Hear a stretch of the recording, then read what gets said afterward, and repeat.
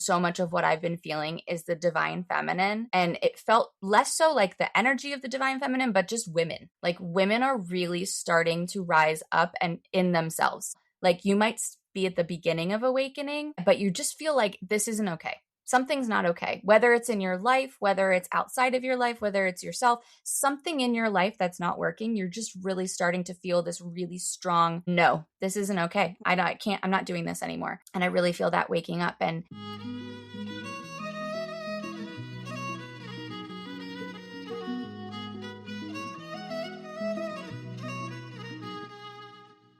welcome to the Feminine Alchemy podcast, where we explore the truth about the feminine, the peaceful, the wild, and the visceral.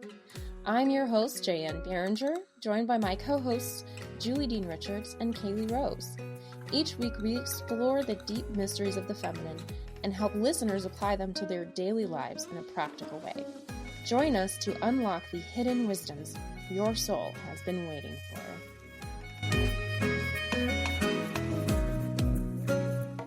Hello, and welcome to another episode of Feminine Alchemy. I am Jaye Anne Beringer, your host, and we have Jess on today. She is talking about somatic processing, embodied witchcraft, all kinds of stuff that we love here at Feminine Alchemy. So welcome, Jess. thank you. Thank you for having me. So every time that we get started in the beginning, we always talk about the sun, moon, and rising. So Jess, just to give us a sense of context, what is your sun, moon, and rising, and how do you relate?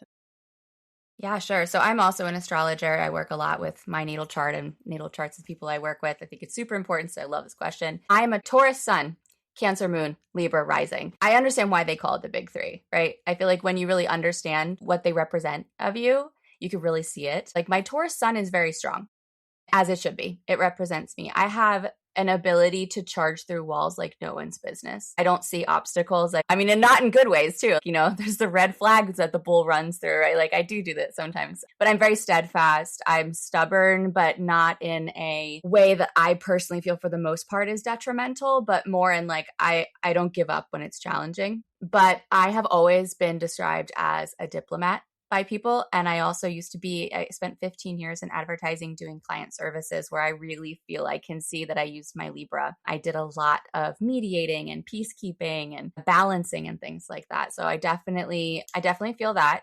But I will say personally, I think the Libra is a bit more where I struggle because I have a tendency to overbalance in keeping the peace. So that's a little more challenging for me. And Cancer moon, I'm a psychic. I'm extremely intuitive. And more so than that, I feel my emotions like an ocean in me. I cannot move on from things. I think that's where it's interesting, right? Because with the Taurus, it's really grounded and they can kind of get past things, but I'm a Cancer moon, so I can't. I have to feel it, cry it out, really deeply emotionally let myself sit in it and process it before I can even move on from that. But in general, I think it's a combo that I'm happy about. I think it gives me a well-rounded, challenging, but also lots of possibilities kind of outlook on life. So yeah, I really relate to my main three there. I love that. I'm also a Cancer moon, and yes, my emotions have emotions. I always tell people. Yeah. Everybody's like, why can't you keep moving? Do you feel you like beautiful things? Like that's often a Taurus thing. Yeah. Taurus and Libra, right? Because we're ruled by Venus. Yeah. Mm-hmm. It's funny because my mom was into astrology when I was younger before she went full Christian. And she used to talk about all the time that I would walk into like a store and I would pick out the most luxurious, most expensive thing just by looking at it. And I never really thought anything about it. But now I'm like, oh, yeah, I do that. I do like that. But it's also like now when I go out in nature, people are like, oh, a leaf. And I'm like, oh my God, look at the leaf. Look at all the symmetry. It's so beautiful. You know, like I see beauty everywhere, but I have worked a lot to move away from the more materialistic side that I really lived in for a very long time to also appreciate beauty just in general. But yeah, I'm a comfort creature. Love it. You touched on this a little bit, so I want to know, what is your cultural background? How'd you grow up? And then how did you become a somatic processor and a witchcraft practitioner? Tell us that story. Yeah, sure. So I grew up in the US. I have lived in Denmark and I'm now Danish. I'm a Danish citizen. I've lived here for the past 15 years. And I think living here has shaped a lot of me, getting out of the US and away from my environment. But I was born into a very chaotic, lots and lots of issues household. And I was very psychic from a very young age. I was seeing ghosts and things like that, which I found out much later that my family did as well. But everybody just treated it like it was this thing that happened. Like they didn't accept it. They didn't condone it at that point, but they also were just kind of like, yeah, which I think is insane, but that was just kind of how it was. And so I actually went to what's called a Steiner school or a Waldorf school, if anyone's heard of that education. So I was very much in this alternative way of life back then where it was really strange to send your kid to a Steiner school back then when I grew up. I'm almost 40. So I grew up in this for the first around 8 years of my life. Alternative, chaotic, very free. I didn't have a lot of supervision. So I spent a lot of time doing witchcraft actually when I was younger. As I think a lot of kids do, like making potions and stuff. But as soon as I could read, I was getting so many spell books. The first spell I ever did was to Aphrodite because I really wanted to be beautiful. So I found a beauty spell from Aphrodite and I did that. And I continued to grow a little bit with that, and it felt really good. But then what happened was my mom met a guy who was very Christian. They started dating. He convinced her to start going to church, and then from one day to the other, all of that was evil, and we couldn't do it anymore. And I wasn't supposed to talk about any of the things that I see or hear or know or whatever because those things were bad. So then began this masking period of my life, I guess, and shame and guilt period as well, where who I was innately as a person was against everything that I was being told was okay and all this other stuff. And I wouldn't say I had a very stable household emotionally or psychologically, physically, pretty much any of it. So it was a pretty tough childhood. And again, being a Cancer moon, I felt everything very, very deeply. And I also felt extremely responsible for my mother and taking care of her from about the age of 6 or 7. So I really started taking on all this stuff. And then came a lot of traumas, big and small t, I guess, as we kind of talk about it, throughout my life up until about I met my husband when I was 21 and moved over to Denmark when I was 23. And I would say the traumas kind of stopped around that time when I got away. Yeah.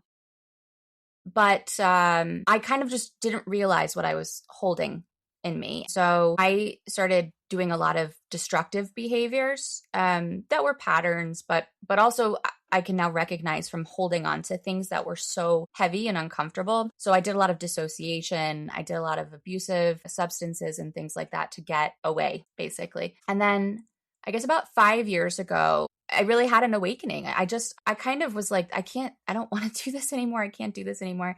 I'd been in and out of talk therapy for a long time. And I was very, very aware of all of the issues that had happened and that I was carrying in a way. Like I was very aware of my patterns. I knew that I had severe abandonment issues and self-worth issues and knowing something and actually being able to do something about it is two very different things. Yes. And I didn't know anything about the subconscious, right? So I just kept doing these things in my head. And what happened in the 2 years after my first awakening was I would still continue doing the patterns and doing the bad behaviors I don't want to say bad behaviors. I don't really think of things as good and bad, destructive for where I was trying to be patterns.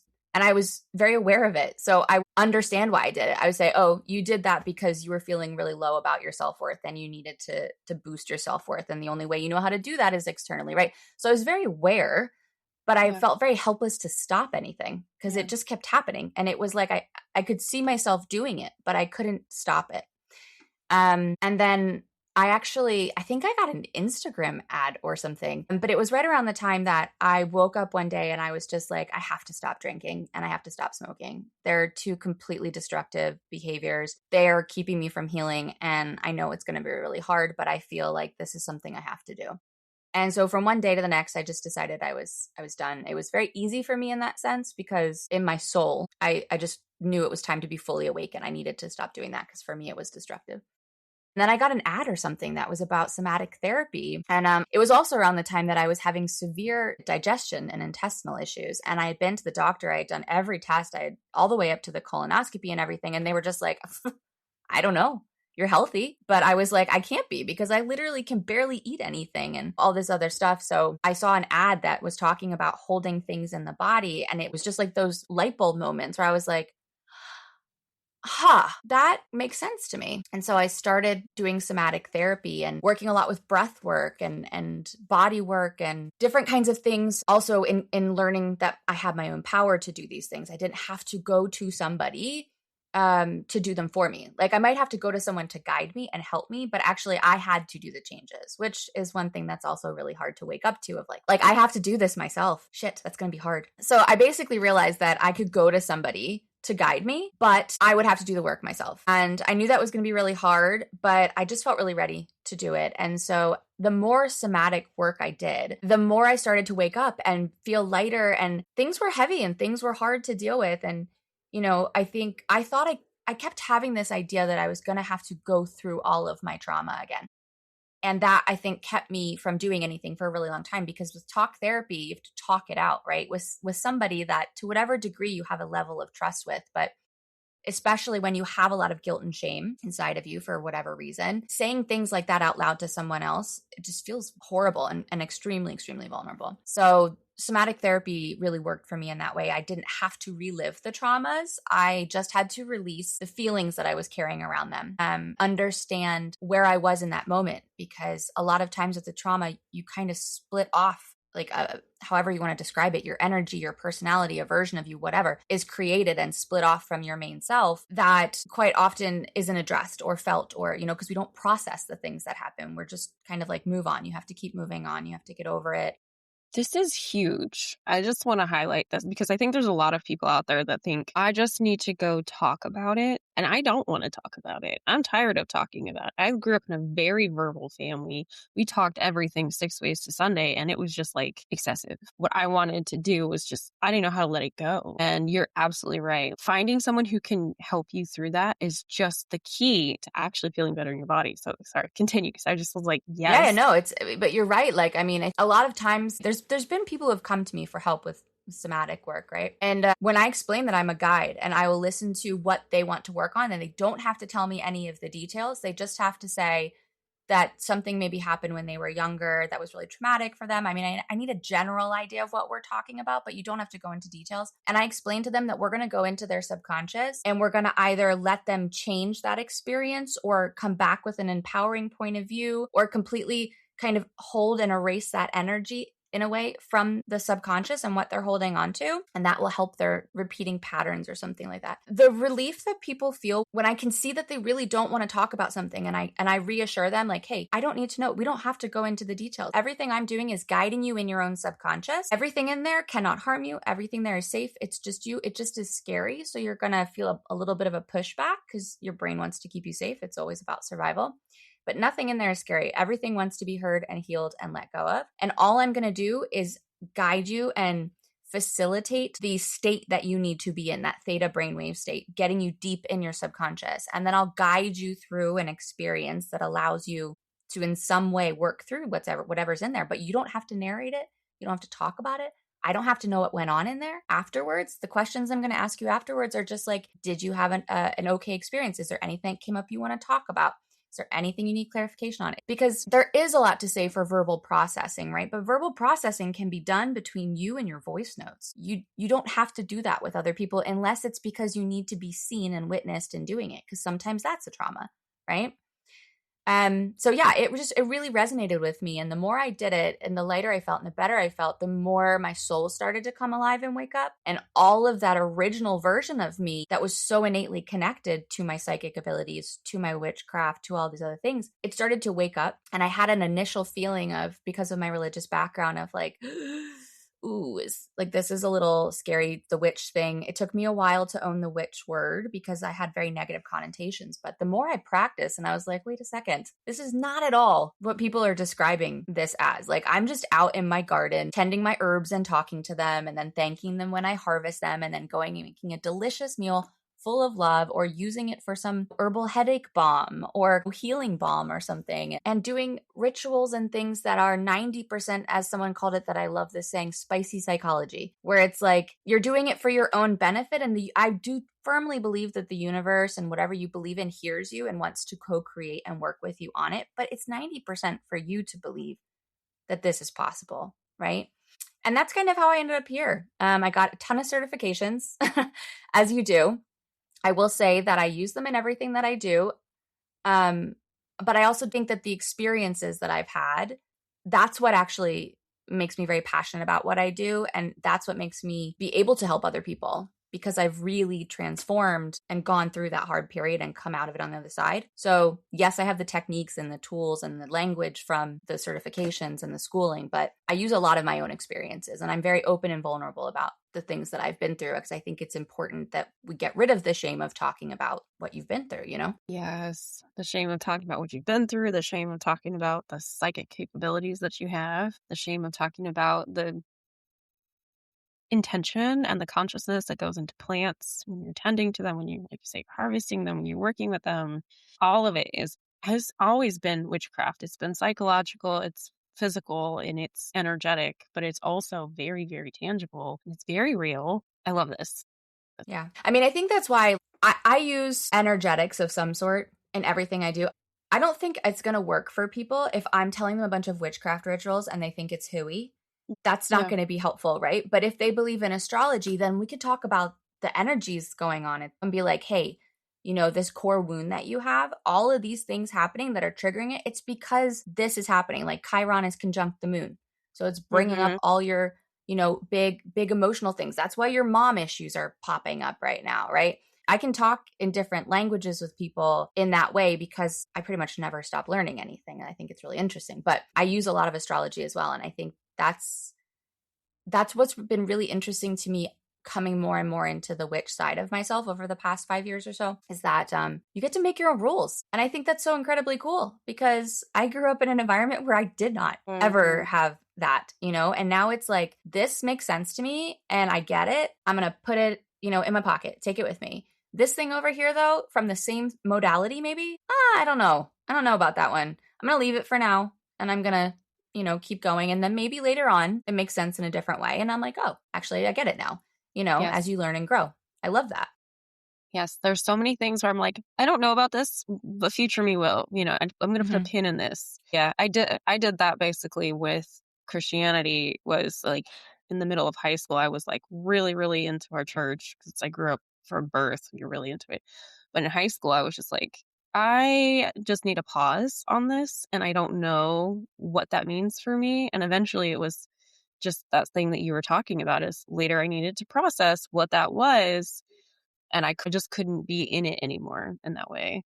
What was it like for you to go from believing that witchcraft is all this evil stuff and unwinding that in your whole world? Because that's a process. Yeah, that was really scary, I would say. Stepping into it. Yeah, tell me all about it. Yeah, I think that that's why I'm really, I would say, gentle with people when they start to get into it. It's kind of, everybody's going to do it differently and the way that they feel safe, and that's how you should do it. Because I feel like with Christianity, it's like, if you're a Christian, you're a Christian, and you now have to be 100% Christian. There's no, and I mean, I won't speak about the other organized religions because I don't really know about them, but I think it might be around the same way. It's kind of like, you either believe it or you don't. And if you believe it, you have to live it. And these are the things we now, you know, set our values around. What and was the denomination you were in? Just so Baptist. that people have Baptist. Okay. Yeah, American Baptist, not Southern Baptist, but yeah, but still very strict and fire and brimstone. And, you know, there's a lot of talk of going to hell all the time. And I think that's also why it was very scary. And I went to this alternative school, and the reason my mom sent me there was mainly because I had a lot of health scares when I was younger, and she got introduced to this homeopathic doctor whose wife was a teacher there, who actually later became my teacher, funnily enough. But I got a scholarship to go there based on my brains. So that's how I ended up going there. And I was lower income kid in this very expensive in the US private school, right? And I was around all of these very alternative people, and, you know, I would talk about my friends or people, and there was people I was not really allowed to hang out with, and there was people that, you know, I would hear very strong things about their families and them as people, right? Like, that was something that we always did. It was very judgmental. We were great, and everybody else around us was not Christian enough, and we had to do this to be more Christian. And I think a lot of that came from the fact that my mom never maybe fully felt good enough. I don't know.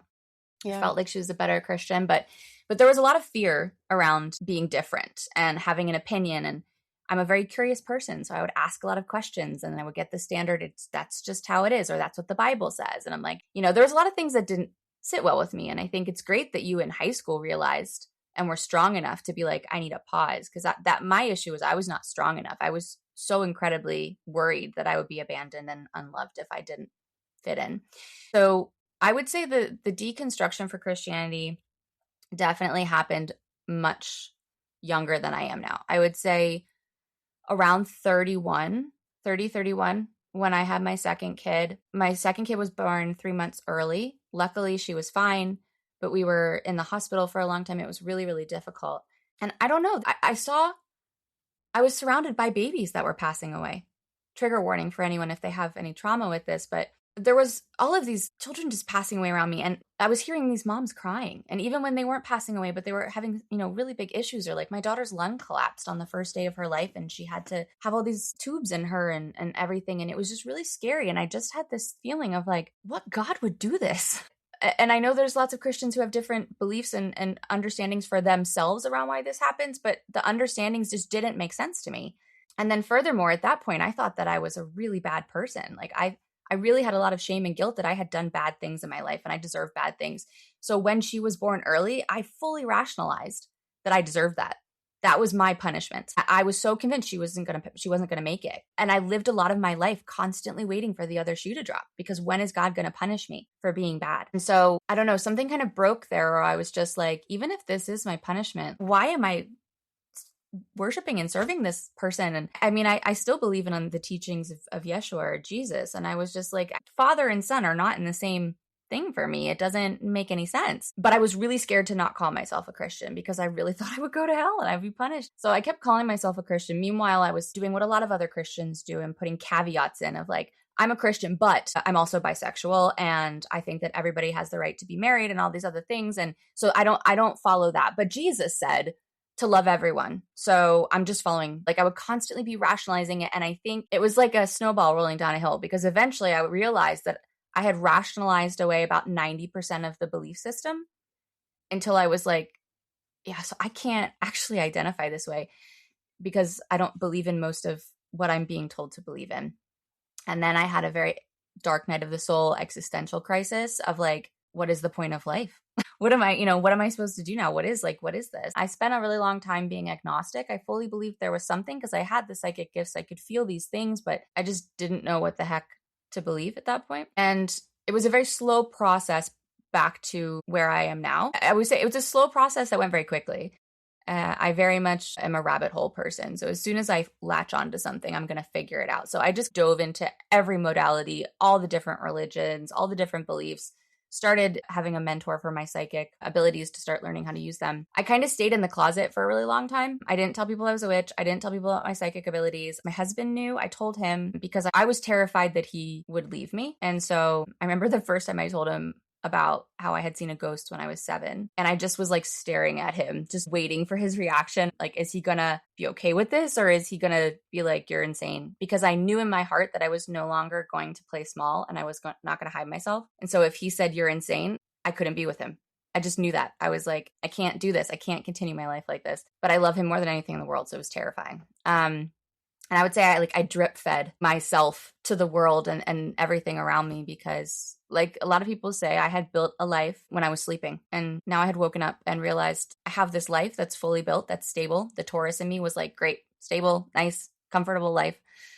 And then, yeah, it just was like, okay, but I can't be this way in this life anymore. And so that was kind of where it started with the alcohol and stuff. I lost a lot of people with just not drinking alcohol. A lot of people were like, oh, that's not fun. And then I started drip feeding it. And one day I felt it was very important to me that I start calling myself a witch. I just suddenly was like, I have to. And so I just kind of started doing it. And I would say now I'm very, very open about it, but I would be lying if I said it's not scary. I definitely still hold some visibility fear. And as I get more and more visible in doing this, because now this is actually a business, it's not just me doing it on my side. I actually do this as a business. I have an Instagram account dedicated to it. It's scary. I have to do a lot of regulation, but that's why it's great that I'm a somatic practitioner, because I can talk myself through it. But it was really scary. I mean, some people wake up one day and they're like, so I'm a witch now. And then that's great. And I think everybody has their own individual journey and everything. But I always tell people, like, you don't have to call yourself a witch to practice witchcraft or being a witch. You could do all of it. Witchcraft is more of a way of life than anything, in my opinion. So when you're ready to call yourself a witch, if you're ready, then you can do it. I think it's crazy to me how many people are, in my opinion, living witchcraft every single day and they just don't call it that, you know? I've thought about having a whole Instagram account or a TikTok or whatever completely dedicated to just calling people out for their subconscious witchy tendencies, like staring at the moon and going, oh, look at that moon. Every time somebody says that, my mom in particular does this all the time. I'm like, you know what this is, right? Or making tablescapes. I'm like, you know, this is an altar, right? Yeah, I mean, they all do those kind of things. There's nothing my mom hates more than when I point out to her that, like, every month she goes to church to do a blood magic ritual when they have communion and they drink the blood of Jesus Christ. And she's, Jessica, it's not funny. I'm like, I didn't say it's funny. I'm just pointing out that if you guys are doing rituals too. And she's like, it's not like that. Okay, all right, you can call it whatever you want it. Calling in the body of Christ to actually become physical. Like that is a ritual. It is a very ritualistic. It cracks me up. So I've had a lot of pushback recently about people using the word witch, and they've asked me, can you just use a different word? Like, I'm just really uncomfortable with that word. And I do have a friend who specifically uses that word to describe people who are doing what is called spiritual ritual abuse, where they're actually taking advantage of people. And so I just want to make that distinction here. Why do you go, yes, I'm going to lean into the witch word versus I'm a healer, I'm a airy fairy, whatever. Like, why is that important? Because I think it is important that we lean into that word. And it sounds like you already are on that train. So why is that important? Yeah. So it's interesting because in general, and I've channeled my higher self before, and I love her. She's a cantankerous old lady a little bit. And she really hates how tied to labels humans are. And I feel that. Like, she went on a whole rant one time about humans just love labels so they can put everyone into boxes because it makes you feel safe to be able to categorize people, but no one fits in a box. Every single person is so different, and you should be able to move around, and putting things in boxes puts you in a box. You feel like you're stuck in this box now and you have to actually get out of it.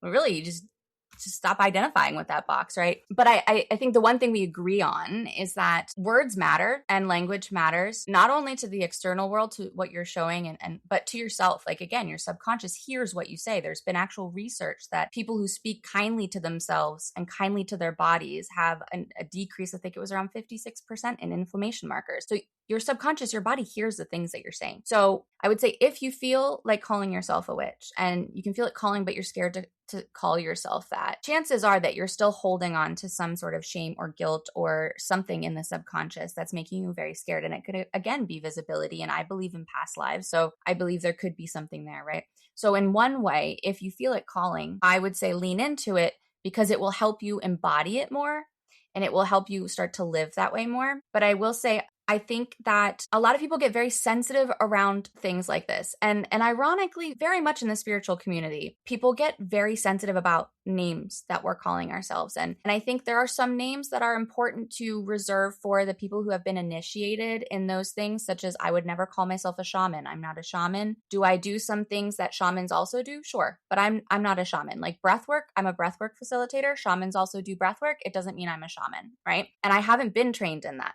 And that's not from my culture. So unless a shaman was like, I want to train you if you want to be trained, and then I did a whole thing with this shaman, I would never call myself that, right? I think there's some respect for titles in that way. But the word witch, literally from etymology, it means wise woman. So I think for me, part of it is de-demonizing the word, because it has been stolen and used by the patriarchy primarily, and religion and capitalism and all these other things, to be this evil word, when really what it means is a wise woman or a healer. A lot of times it was women who were healers, right?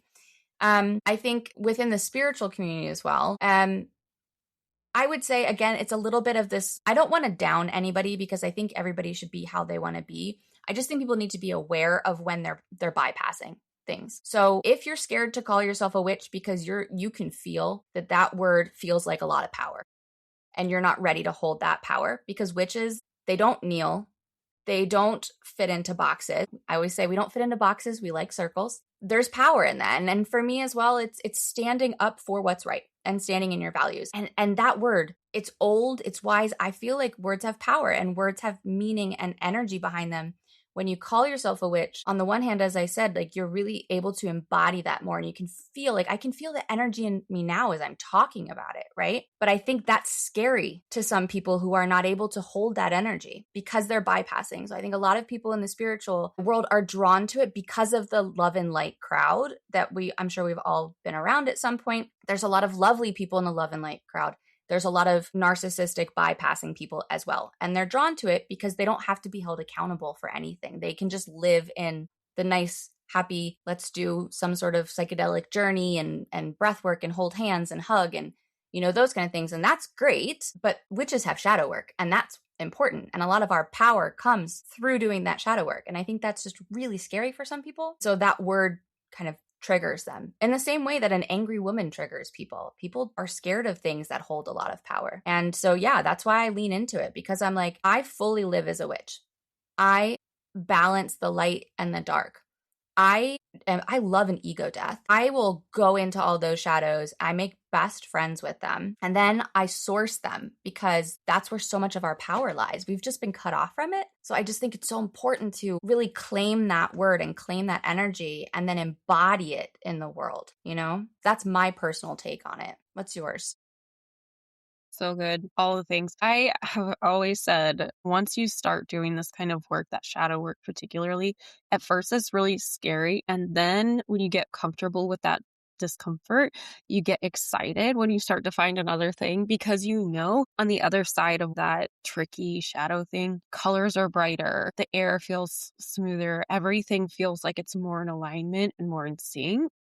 And it's like a fun problem to solve at the end of that. But you can't do that shadow work without going to the shadow. And a lot of the shadow stuff is actually mainstream reasons we oppressed stuff or we suppressed our gifts and talents. And coming out of that often requires us to stand in a power that we never thought was acceptable, that we were never able to show. And that's why the word witch is important, because it's this external word that we think is out there because we've been taught to believe it's out there and it's evil, when it's really in here and it's super powerful, like you were saying. And just having that reaction to the word in itself is a sign there is some work to be done. There is a shadow there. There is a piece there that says, I can't accept that power and I shouldn't be part of it because it's bad and evil and wrong. It's over there. Well, anytime we say that, we have internal work to do, because that is literally a reflection of what's going on in that shadow side. So when we go and say, oh, that out there is bad and evil and wrong, 9 times out of 10,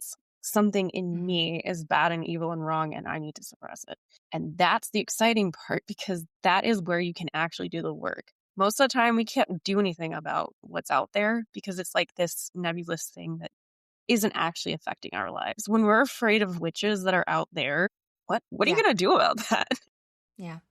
Yeah, I mean, there's so many other things to be scared of. Like, witches are not causing any of the chaos in the world. Like, whenever have you heard some big news story about a big coven of witches being arrested for actually doing something evil? It doesn't happen. It's all these scary stories. And 100%, like, when I get triggered, I honestly get a little excited because I'm like, oh, I'm about to find something out. And I felt into the energy of this year. I did an energetic kind of reading of what we can expect in the different seasons, again, based on the energy of that point, because it was with tarot. So if you don't use tarot only works with the energy of the moment. So I do a kind of what's coming for the year, but honestly, after the first part of the year, it's kind of is this going to actually continue because of free will and everything? But so much of the reading and so much of what I've been feeling is the divine feminine. And it felt less so like the energy of the divine feminine, but just women. Like, women are really starting to rise up and in themselves. Like, you might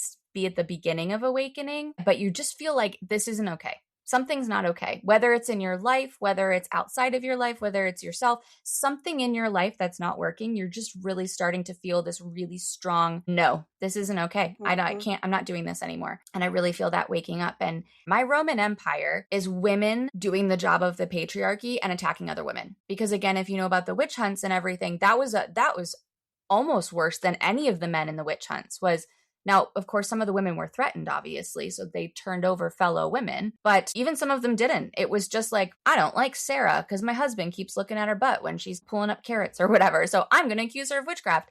It's women going after other women, and then you compound that. And so you can call it the witch wound, you can call it the mother wound, you can call it whatever you want to call it, the wound of the patriarchy, but women going after other women. And I think when people notice the triggers they have, you will start to see that so often. Because I don't know if you've ever heard someone say like, oh, she's not a girl's girl. Or I used to say when I was younger, I would just say girls don't like me. I have a lot of guy friends. What that translates to was that I was kind of not nice to other women because I was very jealous of their power and the things that they did because I couldn't do those things. I wasn't strong enough, or I had been told I wasn't allowed.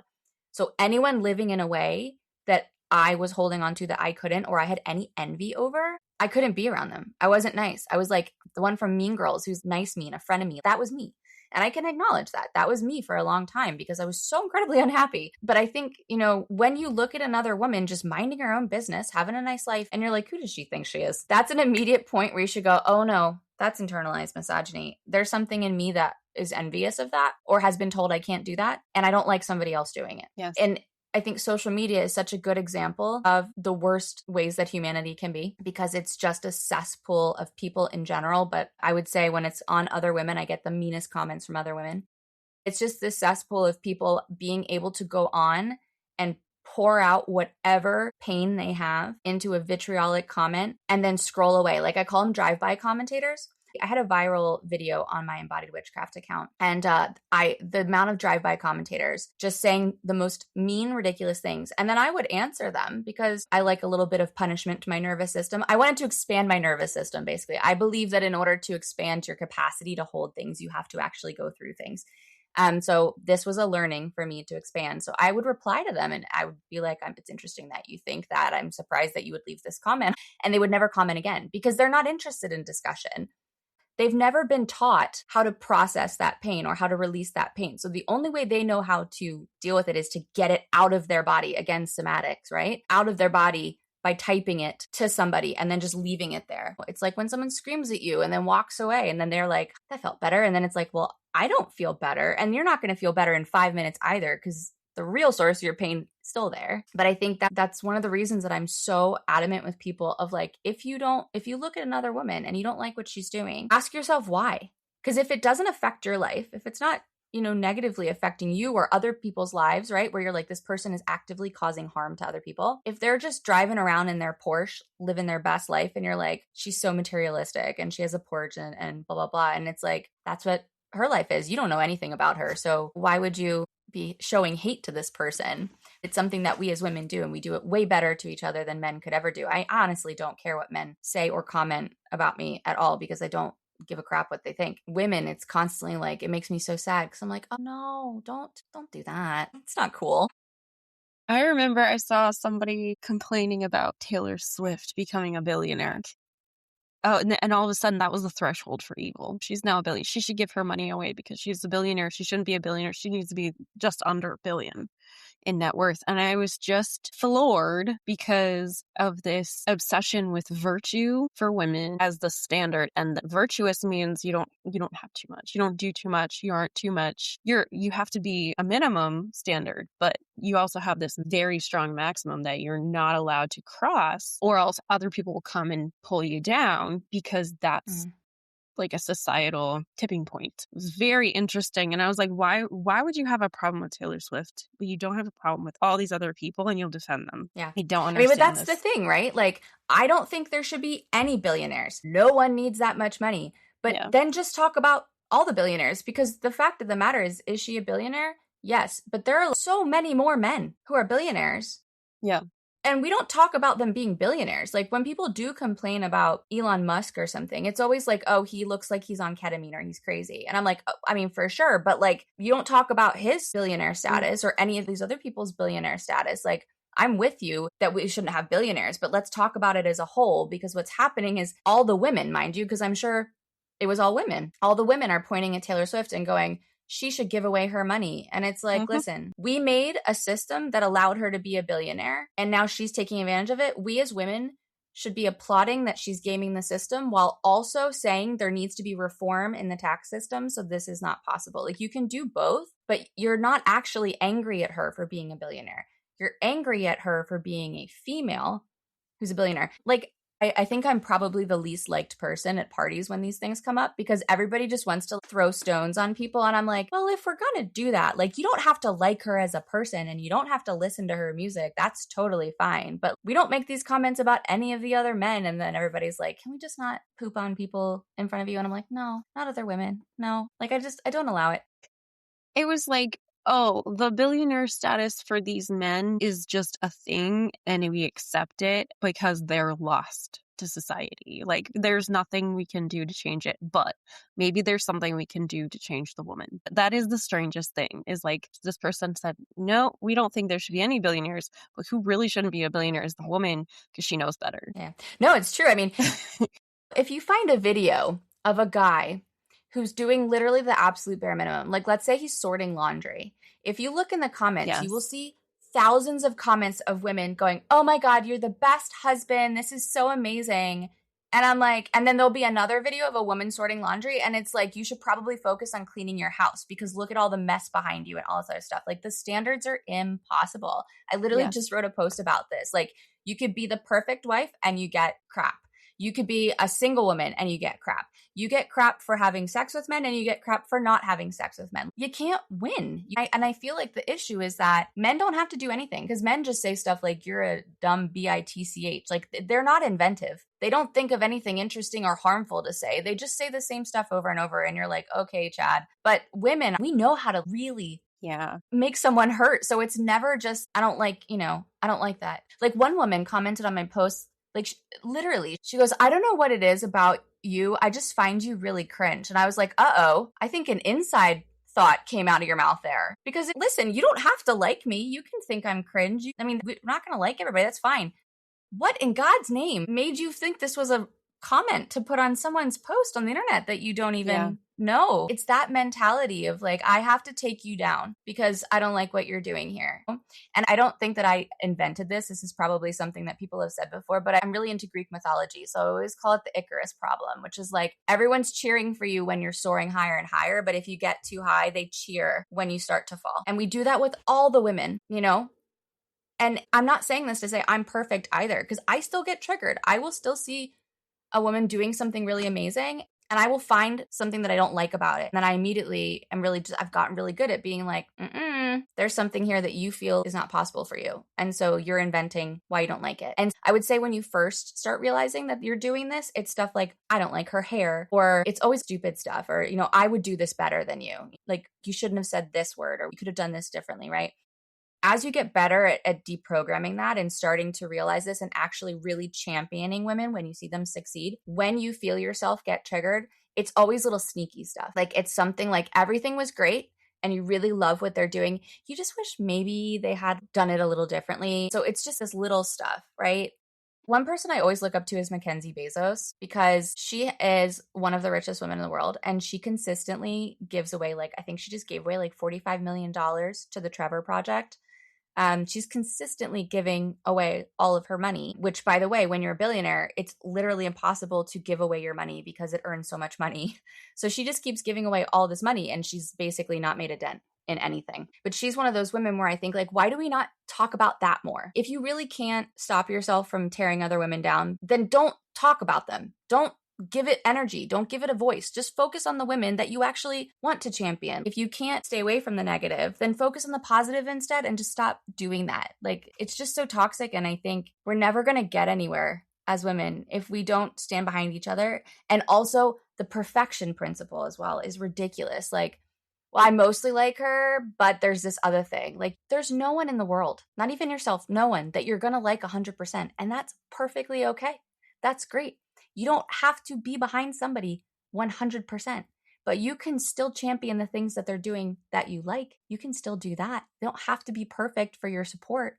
I don't know why. I don't know if you've heard that, but I've heard people like, yeah, she's okay, but like, I don't love her. And then I'm like, oh, why? oh, and it's like some like other thing. And I'm like, okay, but that's okay. You don't have to like that about that person. You like this other stuff about them. We could talk about that. Why are we always focusing on what we don't like about people? Exactly. Exactly. What I think is so fun and interesting is that we started talking about the word witch, and then we started unpacking all of this feminine judgment that we have for other people, that we have for people we don't know, for people that we've only met online, for other acquaintances, and for people who we have in our lives, in our real lives. It's just so interesting that when we start to unpack that word, that's where we go. That's automatically where we're starting to see our consciousness going towards. And having that connection just really made it so clear, like you were saying, like the witch wound and all of that secret back and forth that happened during the witch burning trials is still happening in a different way today. And when we unpack that word, we start to unravel the reasons why we're judging people for absolutely no reason. And by people, I mostly mean women.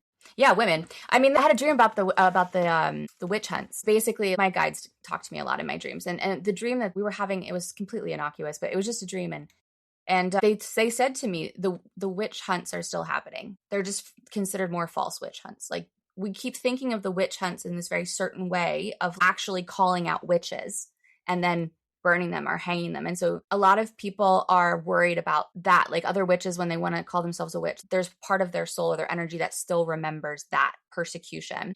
And we're still being persecuted, but we're just being persecuted as women.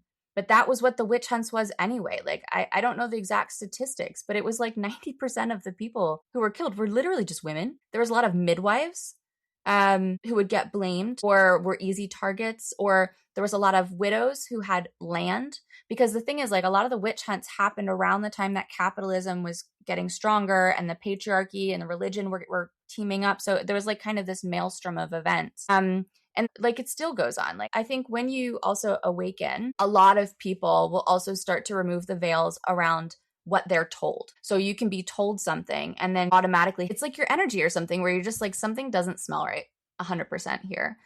And it was the same thing that was happening now is happening today, is that they're constructing a narrative. Everything is PR. And if I think maybe because I worked in advertising and marketing for 15 years, I don't buy half of what I'm told. And I always do my own research. And I think it's really important to do that, especially now in this day and age with AI and all this other stuff coming in. But like, propaganda did not die after the Second World War. It's been going on forever. And in the States, it's been going on very well as a very well-oiled machine with a lot of money behind it. So you really have to deconstruct what you think you know, because a lot of times the people who are being persecuted, especially the women, it fits a narrative. I really question everything.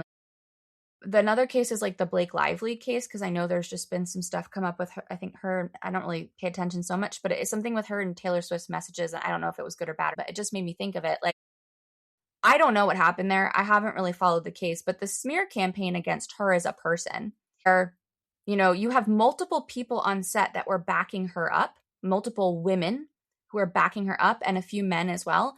And instead of, again, believing the women, same thing with the Weinstein case or with the Epstein files, instead of just believing the women, it's like we have to prove without a reasonable doubt to believe them. But Johnny Depp, people are like, oh, but we like Johnny Depp. He's a good, charismatic guy. He's whatever his face from the Pirates of Caribbean. And you just automatically want to believe that. And it's because it's been so indoctrinated into us to not trust women. And so as other women, we also have to realize that and realize that we have to deprogram that. And again, it goes back to, I think with a lot of religions and with life, a lot of the times we are taught to outsource all of our power. And that's another reason why I love being a witch and living as a witch and embracing that word, is because in that life, calling yourself a witch, witchcraft, you are the power. You have external forces that you can ask for help or support or guidance, but the power you generate, that's you, babe.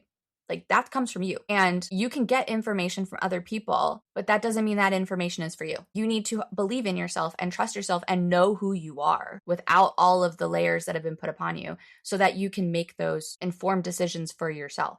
Right? Because, you know, a lot of times people also say there's data behind this. And I'm like, as a person who worked with data and marketing, you can skew data to tell it what you want it to say. So I'm not saying that everyone's always doing that, but you have to trust yourself and know yourself so well and always think things through. And that's also why a lot of people don't like witches and why they're constantly, continuously You know, we could swap the word witch now for powerful woman, and it's the same thing. Angry woman, it's the same thing. Anytime a woman is not falling in line and being silent and doing what she's told to do, that's scary to everyone around her, women included, right? And also sometimes to yourself, because sometimes you're like, holy crap, I can't believe I just did that. Felt amazing, but woza, that was a lot of power, because you can feel it, you know?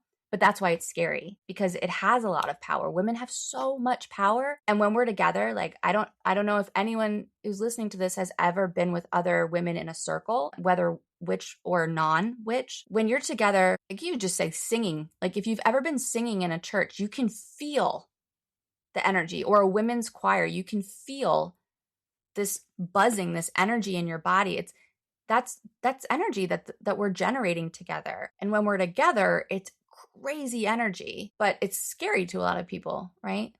And it can also be scary to us because, again, it's hard to have to rely on yourself and constantly be questioning and thinking things through. It's very easy to just eat what you've been given and go, okay, you know, but that's how we got in this situation. So I don't think we should keep doing that. Exactly. So good. What are some things that you want people to know about what you're doing right now and how you're working through different things? Like, yes, like everything that you said is so true. Now, how do we make it practical? How do we bring it into real life and just work with it day to day? How do people work with you day to day and make that happen? Yeah. So this is actually interesting because it's something that I'm really working on right now. I think people think that getting into witchcraft is really complicated. And they're like, I don't have time for a ritual. I can't fit that in.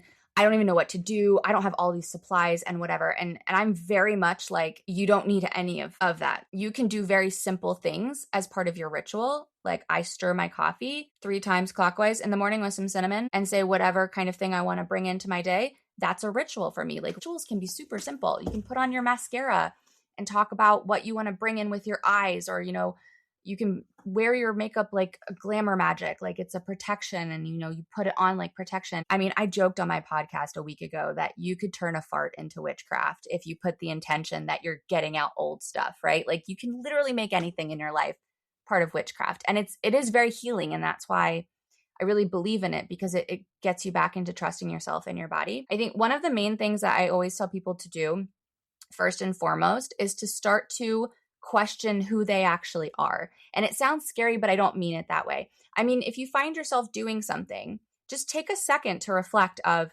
am I doing this because I want to do it and I like it? Or am I doing this because I think I have to? Right? A lot of times you can catch it in the way you talk about it, because again, it's your subconscious. It's 99% of what you're doing. So you'll say, I have to do this thing. And you should be catching yourself of, wait, hold on. Do I actually have to do this? Or do I think I need to? Can this wait? Because a lot of times our brain is prioritizing things by what we think we have to do. And we're cutting out so much joy and fun. That's what witchcraft is to me. Witchcraft is fun. It's joy. It's childlike. It's being with yourself in a very enjoyable way. But we often, especially as women, and especially if we have families, we don't think we have time to it. We don't prioritize it or anything. But a lot of times, a lot of stuff we're doing is stuff we don't have to do. So I would say the first thing is to understand if you're giving yourself time to do things and who you actually are, and if you enjoy the things you're doing. And then maybe pick one small thing a day to start with that you can try doing that feels really good to you. So maybe you're like, well, I have always been watching all those crochet videos on TikTok, but I never actually do it. Maybe take that, because witchcrafting is a lot of handcrafts.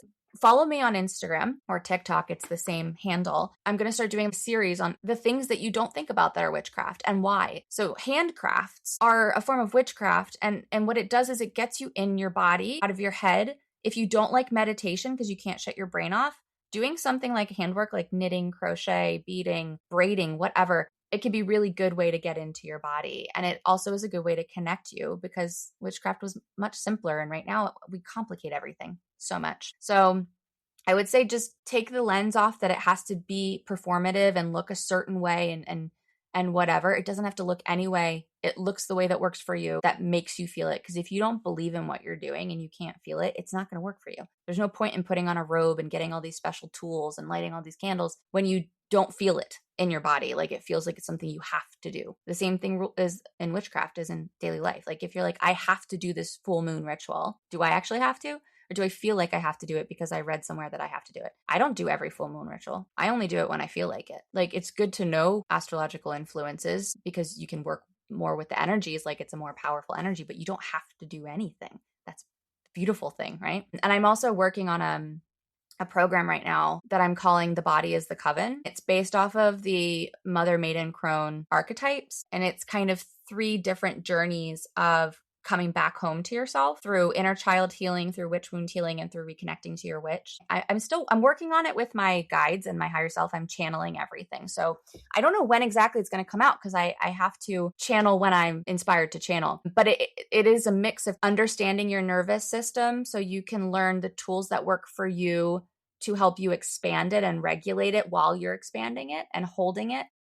Because another big misconception with trauma is that you release it, that you get rid of it. You can't release it or get rid of it because that would imply that it didn't happen. And that's not the case.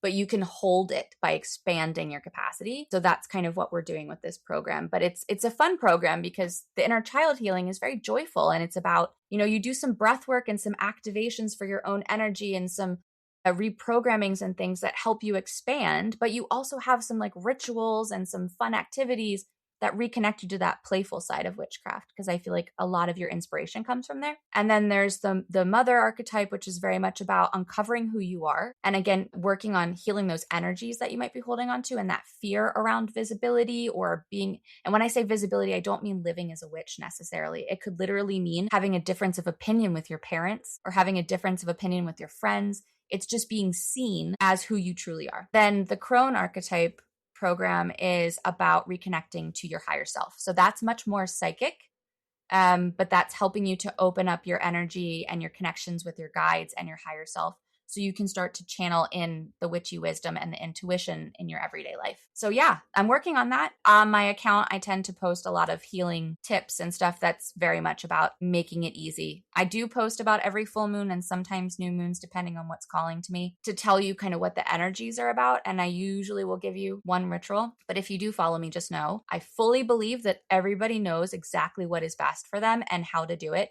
So I hate giving step-by-step rituals because I think it takes all of the magic out of it when you have to keep looking at a phone or a paper to know your next step. But I'll kind of tell you an example and then encourage you to just do what feels right for you. I love that. I was actually going to ask you if you feel like it's better to start out being prescriptive or following a recipe, or do you feel like it's better to just kind of feel the energy? Because I think there's a lot of whatever you do goes, whatever you say goes, kind of energetics out there, which I find to be both empowering and disempowering in a lot of situations because they're just like, oh, nothing matters. It's not true. It really matters. But the key is coming into that space of what is true for you, not what is true for this influencer over there. And I'm now trying to project that onto myself. And they say it's really cool and I should do it. I love that you're respecting that space. But what are some practical things that we can do? I think it's very individual for some people.